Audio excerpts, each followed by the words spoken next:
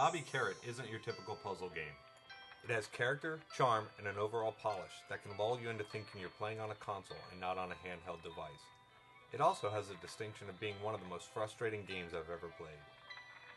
You play the starring role as Bobby Carrot as he attempts to solve puzzles on the road to discovering the mystery of the 6 golden carrots.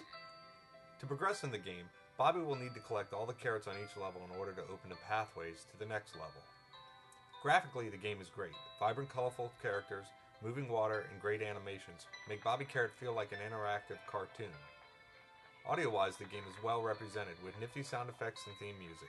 However, the looping theme music for the levels needs to be longer, and it can get quite irritating repeating over and over. You can buy additional songs later on, and you will want to, but until then you can turn the music off if you'd like. Movement is controlled by touching the edge of the screen. Pushing in the middle of the screen will enable a zoomed out mode that will let you get a better look at the level in its entirety. Throughout the game, players will encounter various obstacles requiring the user to think before acting. Certain puzzles require you to activate switches, use a snow shovel to unlock hidden objects, or maneuver mirrors around to direct fireballs to melt ice blocks to continue along your path. Some obstacles can be picked up and used at a later time, while others require certain movement mechanisms to turn obstacles. This is why I say the game can be very frustrating. Each level has a specific way to solve the puzzles, and if you do anything wrong, you will be forced to restart the level. But you may not know that you have done anything wrong for a few moments. For example, you may cross over a trap door to push a switch that opens a gate somewhere on the map. But because you opened that switch prior to completing another required step, you are now unable to cross back over the trap to reactivate the switch, and thus leaving you unable to complete the level. This is a more strategic type of puzzle game than a platformer adventure game, which as the screenshots can lead one to believe. Do not let the graphics and sound have you mistake this for a kiddie game, as it's simply not the case. At its core, it's a puzzle game with a nice shiny wrapper.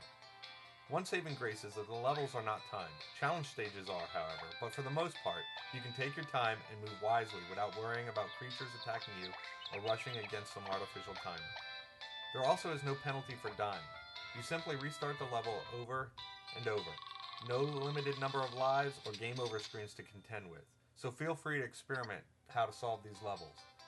Scattered throughout the levels are gold coins, some hidden under weeds or crumbling rocks that require the lawnmower to unlock.